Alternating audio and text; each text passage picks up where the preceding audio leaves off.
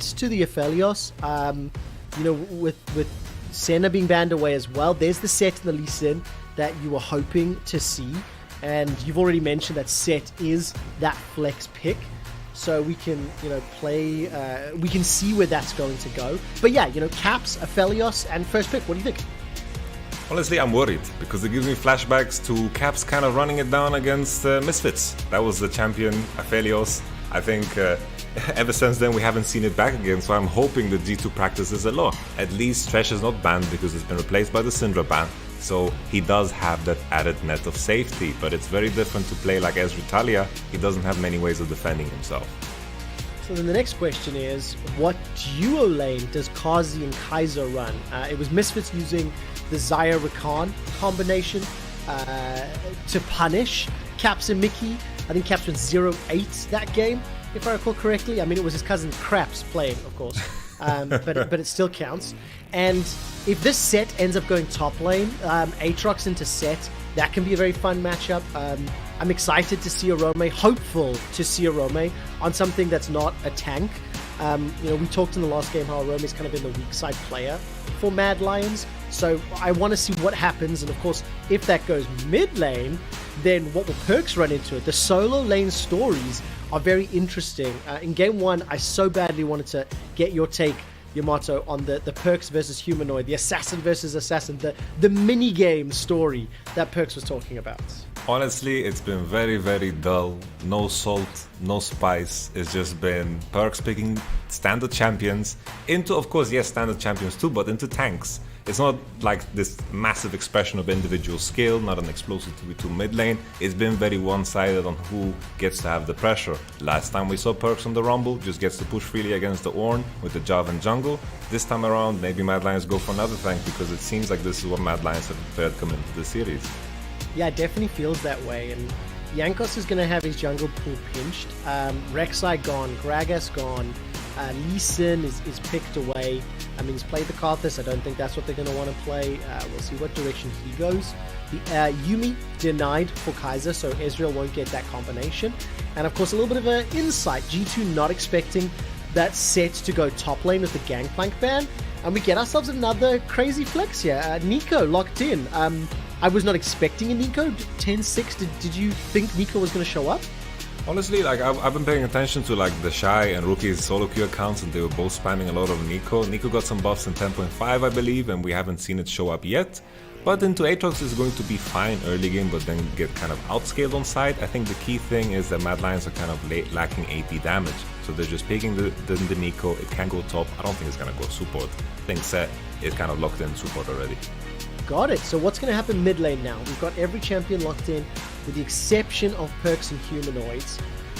Once we see what G2 finalize in their team composition, Sylas was banned away in game 1 from the Mad Lions. We know Perkz loves this champion, and it has been locked in, so we would expect that to be mid, expect the Aatrox to be top. Does Humanoid look for skill matchup? Does he take a set? I don't know if I believe the Kiana happening. What would you like to see him run? That's dangerous, because already we have something explosive. Lucian into Sylas is a very, very high skill matchup. The Elise is on G2's side. Mid lane is going to be very explosive because Lucian wants to play aggressive. If Sylas gets breathing room, gets to W freely, and gets to regen that HP, it is very difficult for him, for Lucian to keep up. He needs to play perma-aggro, harass under the turret. So finally we have a 2v2 matchup that we're looking for. No tanks! Woo! Ooh, yes, lots of action in the early game, I hope. And also, what'll be fun to watch is how Humanoid matches up into Perkz, because, like I said, in the previous games, running those tanks in the mid lane, you kind of resign the laning phase to a degree. You're committing to mid game, you're committing to late game, to team fights, and this time round, with a Lee Sin and a Lucian, with the Elise and the Sylas, this is going to be spicy. Where do you expect, or who do you expect to strike first in the early game? Honestly, I think Mad Lions have a lot of options, because Lucian is going to have that prio mid lane. Unless Elise goes for a level 3 gank to impact that or something, I think just because of that notion alone, I think Mad Lions is going to have the upper hand early. If Yangos manage to find some ganks somewhere, then that could shift very, very fast. We need to pay attention to how these lanes scale, because I think top side is going to be super, super good. We'll just have to see. We will indeed. It's G2 versus Mad, Game 3.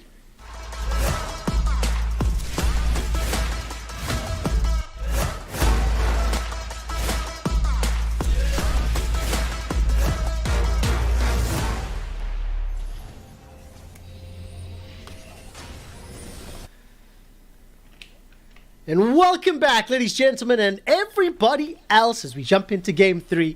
The series was evened out at 1-1 after Mad Lions had a convincing victory to open the series. G2 put on a little bit of a circus and a fiesta in Game 2, but it was entertaining and fun to watch. And this time around, G2, they're grouping up, they're going for an invade as well. So now we get to see the true mettle of Mad Lions. The analyst desk, Yamato, was talking about how G2 historically have been a little slow out the gates. They have lost first games in series, and they ramp up as a series plays out.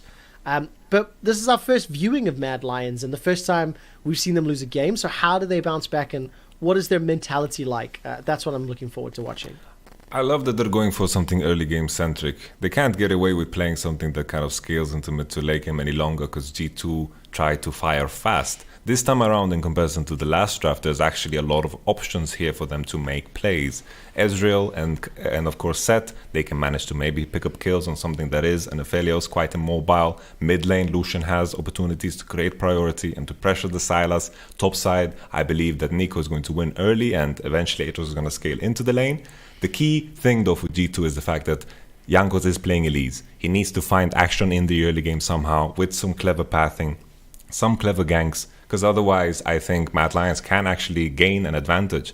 If Lee Sin manages to reach level 6, it kind of resets once again because Lee Sin level 6 is so much stronger than Elise. So a lot of things here are at play. All of these small details are going to matter when these fights start to break out, the 3v3s, the 2v2s, and across the board just jungle interaction. I really like that because it's kind of like a pendulum. The ability to make plays in the early stages, you kind of favor the cocoon from Jankos when comboed with an Aatrox or Sylas. But then the moment Shadow gets access to that Dragon's Rage, things change up and you know, they have the ability to have you know, more playmaking available to them. The one thing I will say, based on what Jankos just did, which we'll get to in a moment, Caps is busy chucking out all of those chakrams. Kazi flashes forward, the 2v2! They've done it! Oh my word, flashbacks to Misfits. This is flashbacks. Caps will sidestep the Mystic Shot. Jankos comes in. The Cocoon finds the target. The Venomous Bite sinks the fangs in. Repels up, comes down. And Kaiser will be able to escape with his life with the help of a turret. But in a 2v2, Mad Lions, they get themselves the first kill. Yamato, they're going to go for the dive. For sure, they're just waiting for the creeps to die. No TPs on G2 side. There is no savior for Wunder except himself. Can he outplay this? No, I don't think he can. Got no flash available. The Umbral Chains will pull one back onto Humanoid, but it is Orome that's tanking the turret. The shield manages to save Humanoid's life. Oh, there are so many minions there. Wonder will be able to get back in lane for a few of them as he's already teleporting. And Caps and Jankos are currently sort of zoning away Kazi and Kaiser. So 3 kills in the first 3 minutes. If a death sentence connects, there could be a dive on the cards. Jankos can repel and get away from turret aggro. Mickey, though, he stayed way too long. Orome's flashed over the wall. He's trying to chase forward. If he can find the Tangle Bobs, maybe there'll be another. But Mad Lions just sneak another kill. G2 a bit too greedy there. They were punishing well, and Mad Lions began to walk up, and Orome had the TP timer. Very nice play here from Mad Lions. They kind of stole that from the Fnatic book. They used their TP into the bottom side because the top wave was indeed in a very good position for them to do so. Mad Lions definitely showing a different kind of game here with the draft that allows them to do so. I mean, this is crazy. 2-1-0 on Kazi's Ezreal. Got a kill picked up for Humanoid's Lucian. Yes, Orome had to commit the TP, so he will lose a little bit of CS in that top lane. But he got an early gank from Shadow and some support from Humanoid on the dive. Mad Lions are 1,000 gold up. And this is exceptional. The laning phase, more importantly the roaming phase, has started very early on. And Mad Lions, they've got a good command of the first few minutes. Humanoid is very happy that Elise has been forced to show on both sides so much, because he got to play the matchup however he wants. If he gets to dash forward and attack the Silas under the turret over and over, it gets really, really rough, because Silas has no items. He hasn't based yet. He's been under this turret the entire game. Unbelievable. 10 CS advantage for Humanoid, even in the top lane. Kazi's currently down 2. 10 correction, but it doesn't matter because he's got 2 kills. That's where I was trying to go with that. So, small gold advantages accrued on the Mad Lion side. And while Shadow hasn't hit 6 yet, his team has found a way to make an impact even without that ultimate. What do you make of the 2v2? Kaiser and Kazi just straight up killing Caps and Mickey before Jankos arrives. That is so wild. I just didn't expect it, because Thresh is such a strong laner early on. I feel like set support is something that isn't like completely clarified in terms of how strong it is, because it's so recent, but the fact that they managed to pick up a kill while G2 is pushing on bottom is insane. They found the engage on Thresh, and Mickey was the one that slipped up this time, luckily not Caps, which keeps me hopeful for this Aphelios. Yeah, it really does. And of course, the death sentence didn't find its target. Shadow level 5 now, as he will spot out the bottom lane from G2 moving. Perks is already the first one able to sidestep over to the lane. So willing to move, still being pushed in heavily, still under, you know, a CS deficit. But I think that's what you were expecting to see, Yamato Cannon. Now that he's hit level 6. Can maybe steal away a culling. Would you like to see some additional support, either from, you know, some roams or maybe Jankos moving in? It's so tricky, because I feel like when Lee Sin reaches level 6, I feel like Mad Lion still win the 2v2 in mid lane because of how far behind Silas is. Lucian's gonna base on a Cutlass, and I don't know if they can actually recover without having a Thresh roaming in or an Aatrox roaming in. And with the 2v2 kill on bottom, it seems like Mad Lions have a good control over this game. I just need to see something more creative from G2. They need to catch someone off guard to begin the Silas snowball, because right now he's very far behind. Alright, Cocoon is dodged away from. I think Shadow was able to just fly through the air on that one. Repel over to the Blast Cone, and now all of a sudden, Arome was trying to make that Pop Blossom work. Wonder ends up pushing him back and, you know, blowing the cooldown for no success. Infernal Drake is still sitting there in the pits, and as it stands, G2 are being pushed around. I am so impressed with what I'm seeing out of this Mad Lion squad. And I want to now continue to watch Arome and Humanoid. They're not playing tanks, which means there's a lot more pressure on them this game to you know, deliver. And of course, with Shadow showing up and picking up an easy kill onto Wonder, who frankly was overextended hunting for a kill. Shadow's on his signature pick, carries on Arome and Humanoid. They have kills, they have a gold lead, they have an advantage. This is fantastic for our 4th seed. It's a very, very good look, because G2 don't have some scary scaling menace that they're waiting for in the mid to late game. They need to match the punches here. They pick the Elise, they have the Silas as well. On Mad Lions' side, they have the double AD carries. They're going to scale fantastically. There isn't some late game hope here for G2. They need to start to stop the bleeding. The only thing that is hopeful is the fact that Aatrox is going to beat this champion that is called Nico on side eventually, but I don't know if it's enough for them to kind of create pressure, because if Mad Lions begin to pick up dragons, it's all about that soul, baby. It is indeed, and the question I'm going to ask is, like, do you believe in Silas? I haven't really been convinced by Silas picks that I've seen in the last couple of months. What's your take? It's funny that we're referencing FPX all the time, because that's where it's from, right? It's like Super Doimby with the Silas. It's been working, it's been popping off. I think he saw the Nico Pop Blossom, he just wanted that for himself because it's so easy for him to land it. But I'm also kind of skeptical. The Lucian last pick is kind of paying off right now. I got the dive on top, got the advantage. It's looking kind of good here for Humanoid. I mean, he's almost got that Blade of the Rune King. The CS discrepancy has held true at 10 for, you know, the last few minutes. That's evened out as Wonder is plus 10 over Arome. And Aphelios and Thresh down in the bottom lane, they've maintained a very healthy CS advantage, you know, pushing Mad Lions around. But look at this, they're going to sneak this dragon, taking advantage of the back timers. I don't think G2 will make it in time to challenge. And if Mickey, almost, I mean, it's very, very close, but Mad Lions taking advantage of a window of opportunity. First dragon, 4 kills, 1,200 gold. And they are on the cusp of taking another strong early game the opposite of our expectations, showing development and growth, showing different flavor of composition, and showing that they can stand up to the defending champions and honestly give them a big fight. Perks is going to hijack the culling. It's a culling for culling, which is always funny to watch, and both Perks and Humanoids escape with their life. The Ignite and the Exhaust were used. What does culling mean? Like, I don't know what the meaning of the word is.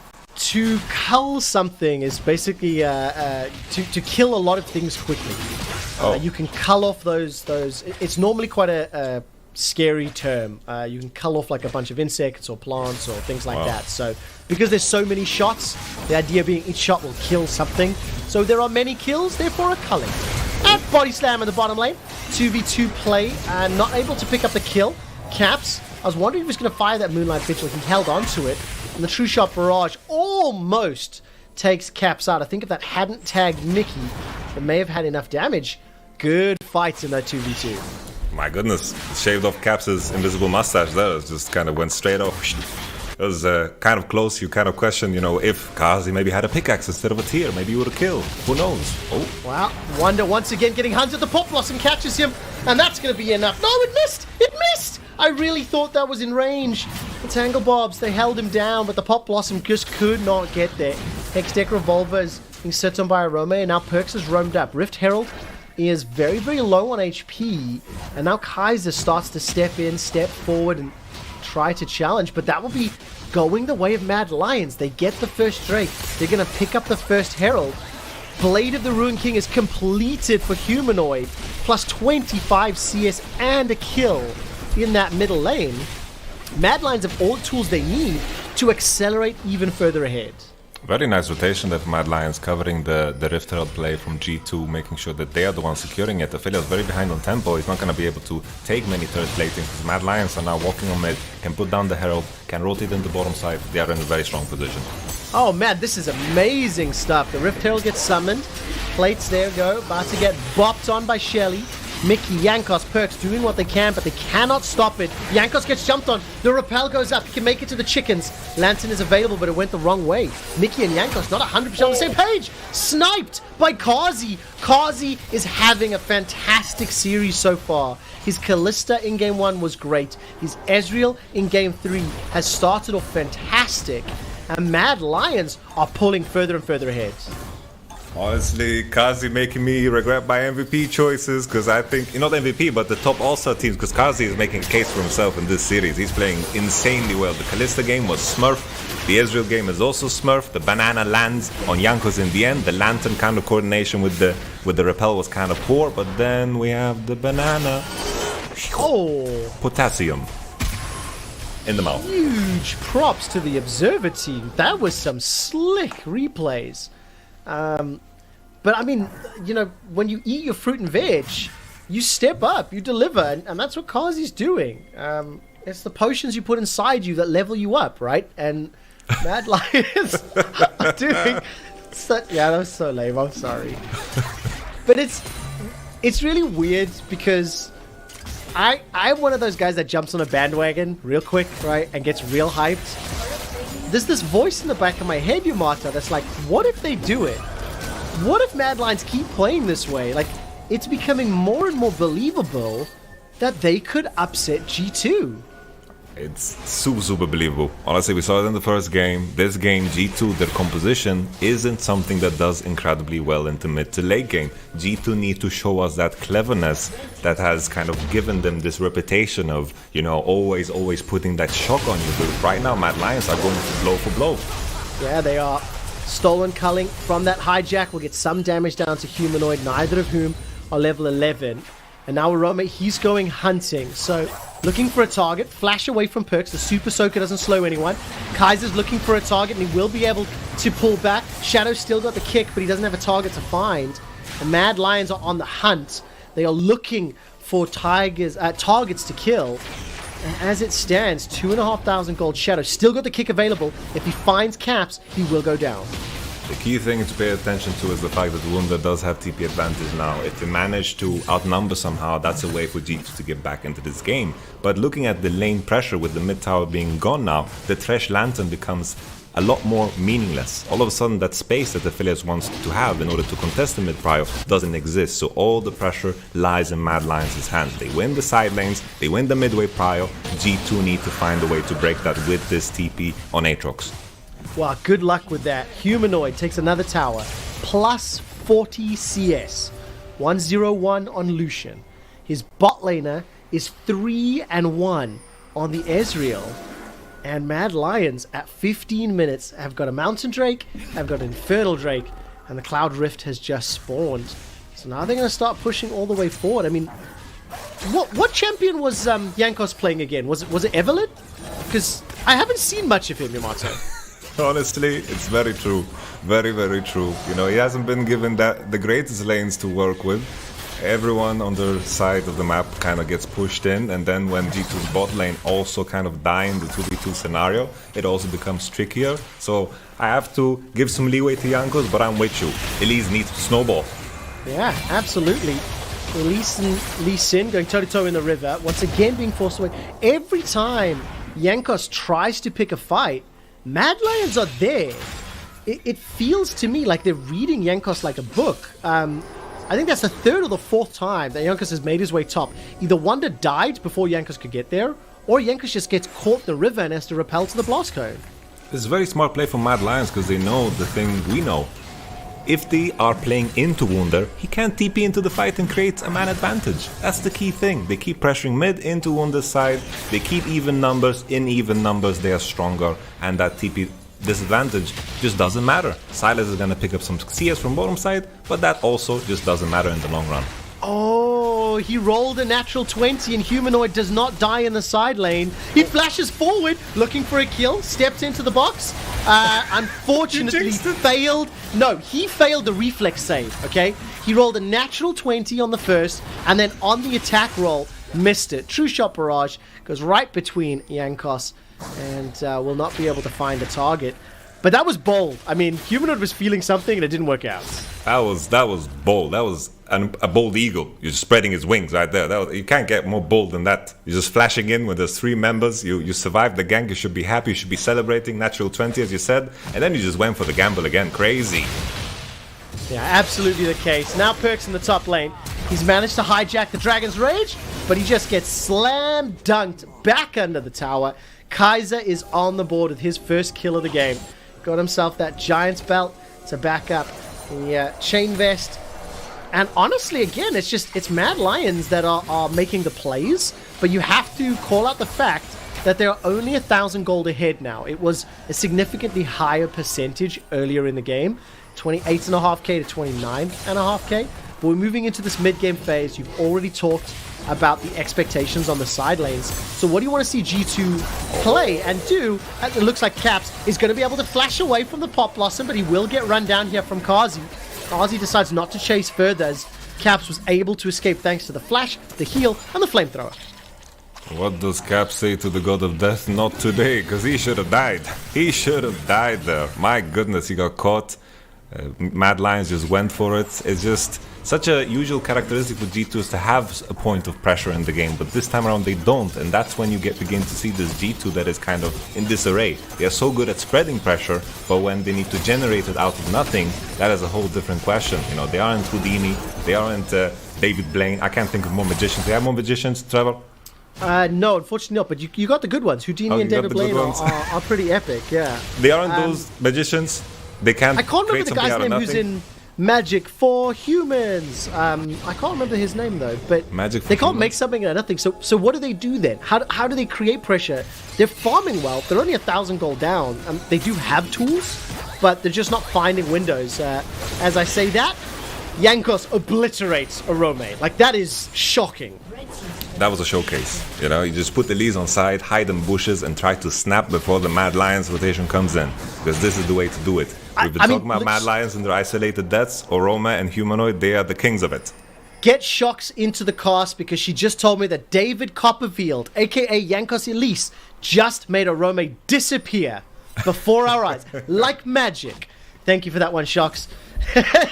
Jankos has finally got that kill. I mean, earlier I made a little bit of a joke. I said, you know, is he playing Evelyn? Yamato, you very politely corrected why he was invisible. talking about the lanes, talking about, you know, the composition, the fact people were dying. But all 3 kills that G2 have picked up have been on Jankos. The team is even in gold at 20 minutes. And that faith and that confidence that I had a little earlier in Mad now starting to look a little more scary. How, Caps? How? Give that man gold frequent flyer status because he was airborne for the entire fight. The culling comes down onto Mickey, he manages to flash over to the wall. But like, honestly, he got caught, he got a lantern, he got slam dunked. That kid flew for ages. It's just, once again, those situations where you don't have that mid-tower. Mad Lions can just use those flanks to get onto the Aphelios.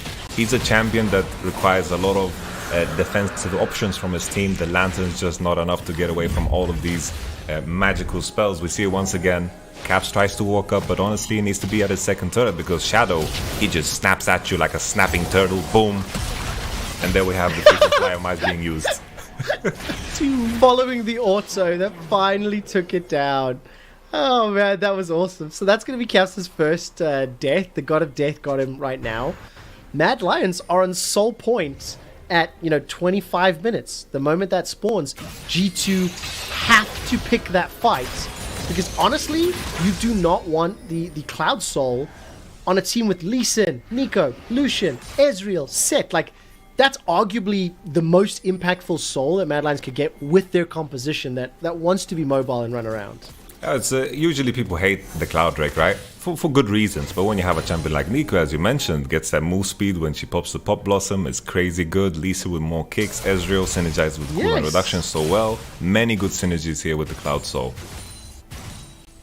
That just gives them more playmaking opportunity. I mean, this is such an exciting series to like psychoanalyze, because you always believe in G2, right? And they've got such a pedigree, but Mad Lions are just showing that they have to be respected. And Humanoid has to respect towers, bro. Yes, you got the 1-for-1. That was really good, but Humanoid does die in a side lane. Dracos and Yamato and Vedius, they all sang it earlier today in the cold open. But that was probably the most stylish way to die in a side lane. Look cool. They look cool. But I'm with you.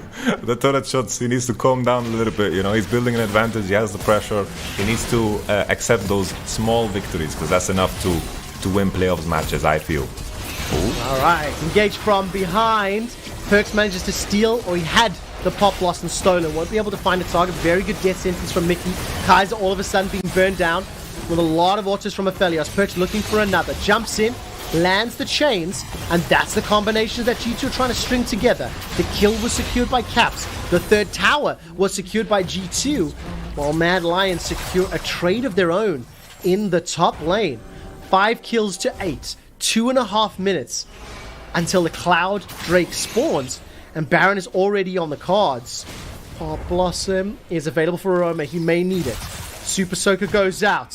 Hex flash over. Brings the lantern. Flay lands on Arome. Tried to predict the flash, but it didn't happen. Arome flashes after the Blossom. Kazi now looking for some damage from the side. Firing out Mystic Shot after Mystic Shot. Arome gets the root down, and Shadow, he does not find the Sonic Wave. Now there is some support coming in from Kaiser. The kick was stolen from Perks to get rid of Shadow.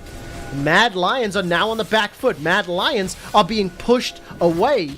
And again, the big objectives are going to be focal points in the coming minutes. And the key thing is, Mad Lions, when something like that bottom 1-for-1 happens, they need to reconsolidate. They need to take a step back and understand that they don't have the same pressure that they always had before. G2, they find that window of opportunity, finds the dive into mid lane, transition that into a kill on Orome.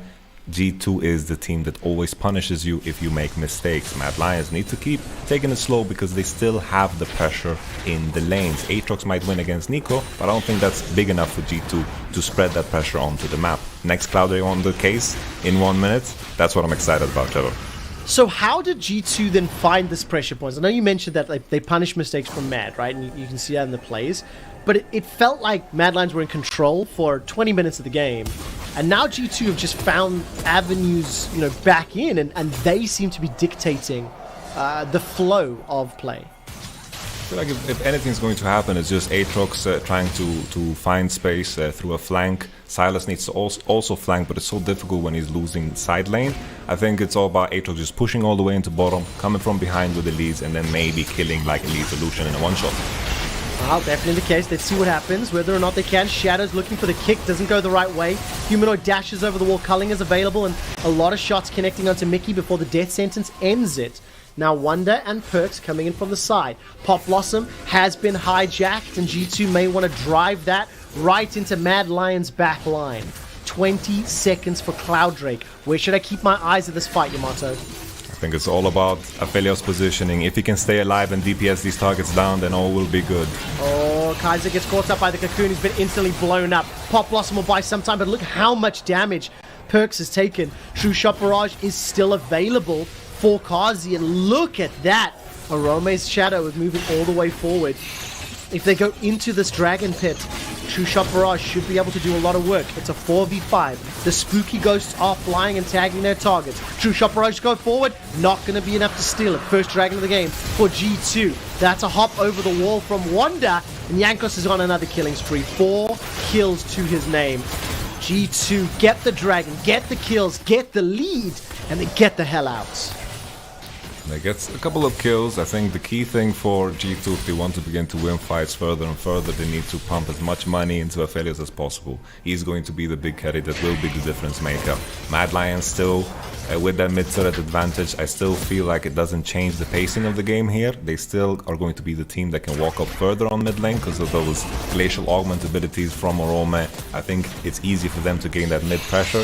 G2 need to still find the creative ways of finding fights by contesting space and just hiding in fog of war, coming out of bushes with Aatrox, Elise and Sylas, using the Pop Blossom the same way we saw there. So they start the engage instead of the enemy team starting the engage onto Caps, because if Caps is alive, everything is good.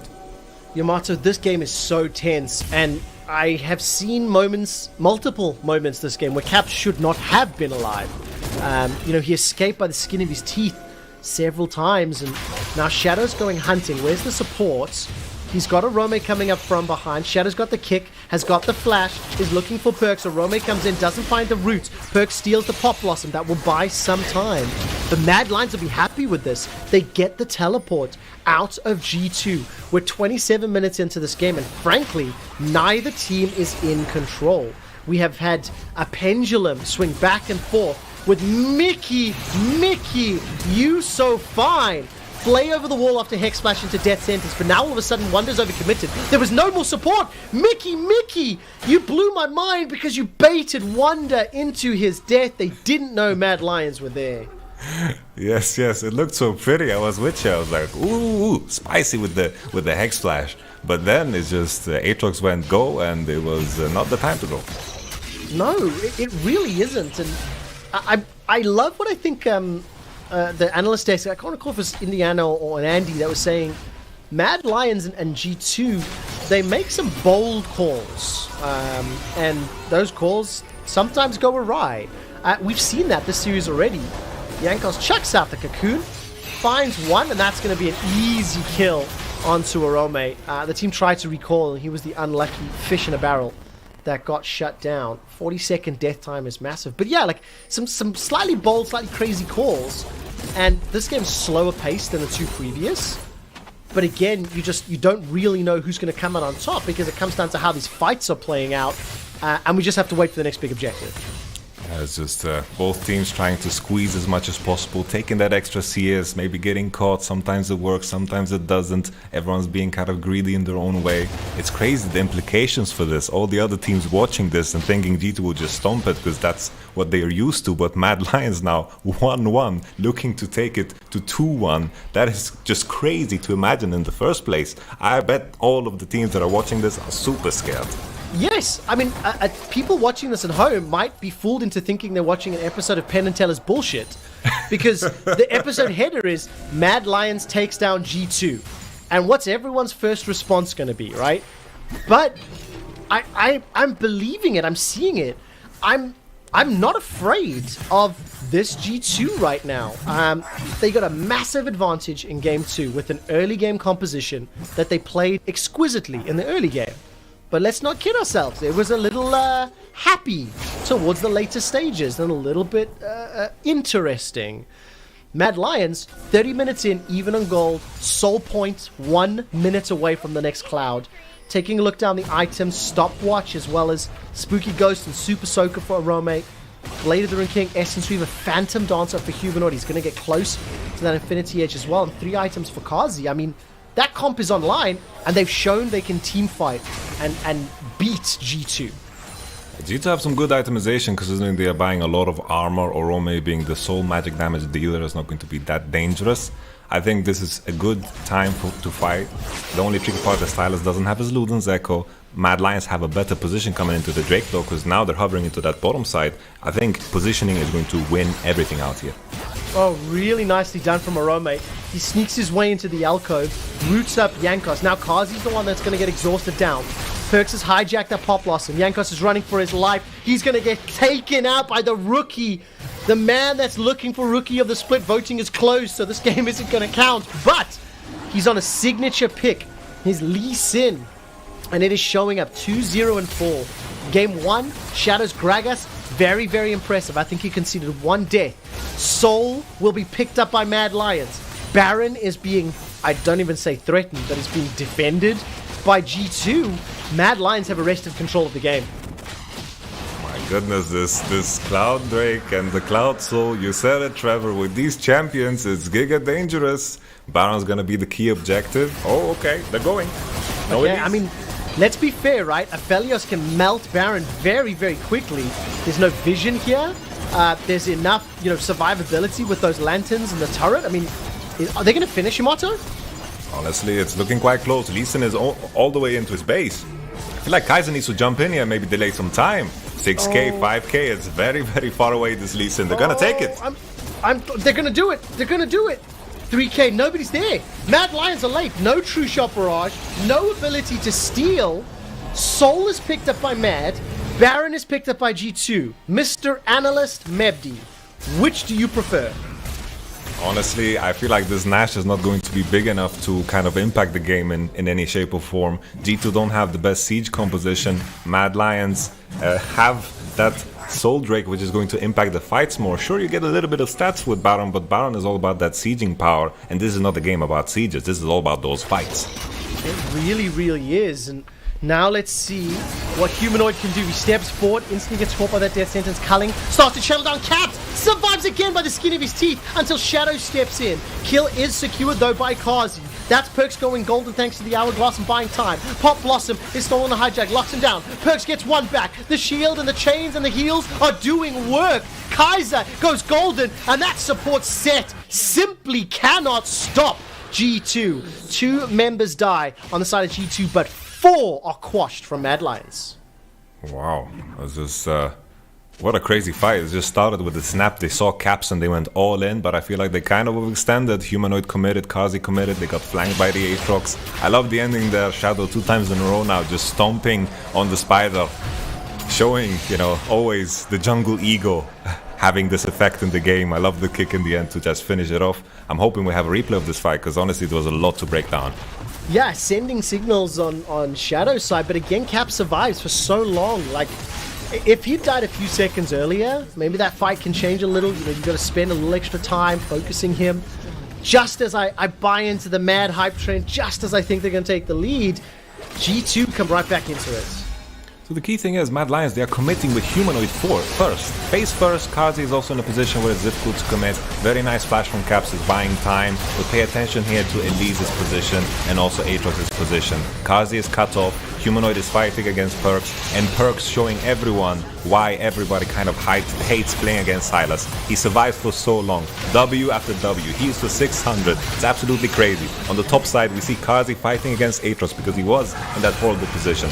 Mad Lions overstep, they commit to a fight with their faces first on Humanoid and Ezreal. This was a bit too much. Yeah, just a little too far. And the thing that I can't get out of my head right now is that you can never disregard G2, right? This game's even. I don't think either team has truly been in control. There have been advantages swinging back and forth, and while G2 now have a 3k gold lead, don't forget that Mad still have the soul, and Baron's going to be 3 minutes away. Elder is 2.5 minutes, so that will be another siege point. If Mad get a fight on their terms, they can still win their engagements. It's so tricky because the gold is kind of deceptive. I feel like when you have a composition with the Aatrox and the Elise, these are champions that are going to fall off. Silas as well, his itemization is not going for those heavy death cap AP numbers. He has to buy these utility items that are eventually going to be outscaled by the Infinity Edges and the items on Ezreal. The key thing is Mad Lions have a lot of utility on their side, a lot of CC, and also decent scaling on Lucian and Ezreal.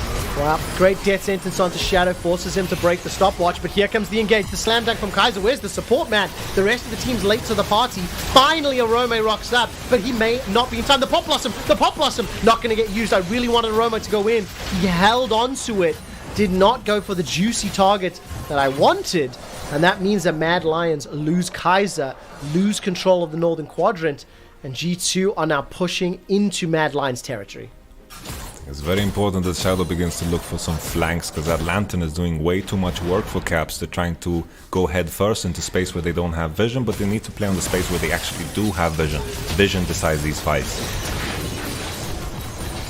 There's the vision right now. Huge advantage on the northern side. But if you look at the minimap though, Mad Lions do have superior control around Dragon. With Elder up in a minute, everybody going to be alive and shopping. You have to think that's going to be the priority. So what do G2 have to do to break into this vision line and prevent Elder being picked up by Mad? I think we're reaching that point in time where minion priority doesn't matter, it's just body priority. You just have to rush to that Drake space and control it, because any side that needs to face check at this point in time is just going to die. So it's important to just be there first, stick to it, ignore the fact that you're going to lose a couple of minions, because minions aren't the kind of decision makers in this game. It's all about that Elder Dragon, that space. If you can make the enemy face check you, you're going to win those fights. And then 40 seconds to Baron as well, so depending how long this engage takes or takes to start, we could end up having another split where you're forced to pick one or the other. Again, thank you to the observers, they highlighted that line of vision that is starting to time out. Humanoid dashes forward. How on earth did he escape? It's not done yet. Humanoid starts to channel the culling. Kaiser continues to chase. Arcane shift forward. Shadow's not done. Sonic wave interrupted by the flay. The box goes down. The cocoon slows him down. Jankos and Mickey run away from the entire Mad Lions squad, but it now puts them inside the pit. Perks, he's pushing the top lane. G2 are going to concede it. I think they've given it up. Cloudy hops over the wall. He's looking for Mickey. Sidesteps the cocoon of the death sentence. Manages to get the arcane shift onto the targets and takes out two. Elder Dragons picked up, but at what cost? The inhibitor turret will go down. I'm sure we're going to flick over to Perks in just a moment. The turret falls, and Arome has his ultimate hijacked. I don't know, man. All of a sudden, Mad Lions with Soul and Elder? That is terrifying. What on earth was G2 thinking? They sent Perks into topside with no TP, and at the same time, Caps is contesting mid lane as if the story of the game hasn't taught him anything. He couldn't walk up in this moment. Ezreal dashed in. They got the kill really fast. The damage numbers on both sides now are crazy high. If you get touched once, if you're playing Aphelios, you just kind of die. You need to be in that safe position. And Mad Lions are looking to just win this game with these big buffs from the Elder Dragon and also now the Nasher. I can't sit still. I can't quite believe what I am seeing. Lapses in judgment, poor calls, poor play, whatever you want to call it. Now Mad Lions punished G2's mistake. Jankos and Mickey ran for their lives for so long, eventually got taken out, and it gave Mad control of the Elder Drake, control of Baron. Elder, 4 dragons, Baron. Gold doesn't matter right now, but they've got all the tools they need to push back. But now they cannot make a mistake. If they are caught out of position, they will still go down very quickly. So let's look at the quality of execution. And Yamato, talk me through the steps that you see Mad Lions perform. Honestly, right now, Mad Lions are so strong that they can just kind of run it down. They can just walk forward. They are so strong with the Elder and the Nash. They can just look to siege. G2 need to be the ones that are forcing, but it's so difficult with their composition. They don't have that much engage. Perk seems to be playing the side lane game. Reminds me a little bit of Jizuke, my man. Playing on the side lanes while the game is happening elsewhere. Jizuke playing exceptionally well over in the LCS playoffs. Do you think Perks doing his Jizuke impression will be enough to win this? Honestly, this is kind of the best thing you can do, but because fighting is kind of a dead dream. Running into that Elder Dragon, it is something that you don't want to do. I like this movement from Perks, the Jizuke special as you call it. Of course I like it. Yeah, very nice. I was going to think it was a trade. Perks may be able to escape with his life here. Kaiser's hunting. He will not be able to catch. He wasted the flash there, but that was a like 5-head play if ever I've seen one. No tower down on the inhibitor line, but G2 secure the inhibitor in bot lane, so that's already going to start setting something forward. Humanoid's already there to catch, but with Baron, with Elder, they should be able to handle that wave of super minions. Trevor, G2 is so greedy. They were pushing top. They're basing so late. Mad Lions can threaten so much here, man. I actually missed. I was looking at the minimap of Humanoid, and I didn't even see them do it. They're going for the fight. Moonlight Vigil misses. It might be time to go to bed, gents, because Mad Lions, they're turning it around. Shadow is down, though. GA has been popped. Kazi is coming in for the fight, looking at Mickey. Look at the culling from Humanoid. He's got one. He's got two. G2 are losing. G2 are losing. Where were you when the opponent that G2 chose, they looked down the barrel and said, Mad Lions, we choose you. With that in mind, they are now losing. They are one game away from being pushed to the losers bracket. Mad Lions 2-1 up over G2. Oh my god. The way they did it too. G2 got caught in the mid lane. Caps got caught in the mid lane. This is the mistake that you expect from a Mad Lions. They are the ones that are the rookies. They are supposed to be the ones pressured at 30 minutes into the game. That's unbelievable. When G2's experience is supposed to show up. Instead, Silas was in top side. Look, Caps got caught in mid lane. My goodness, what is going on, Trevor? I know, and it's one of these things that's so strange to think that this is the reality, because I didn't hear a single person even mention, like, what if, right? Because the expectation of BO5 G2 is to ramp up, and I still expect, and I still wouldn't be surprised to see G2 win the next two. It's happened. They've got resilience, but Mad Lions, the quality of their play, their decision making, the draft that they're putting together, I am just impressed on every single front, and they are on match point against the defending champions.